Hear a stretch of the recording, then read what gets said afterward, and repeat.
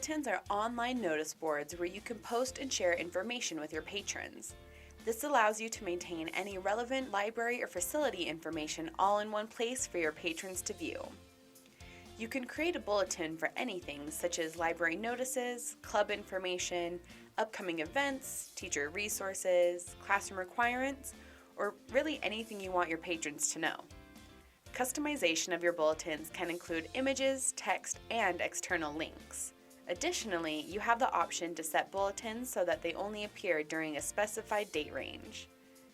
Bulletins are accessed through Researcher, either by using an Explore Builder button or by going to your library site /bulletins. For more information on how to create bulletins, we recommend speaking with our customer support team.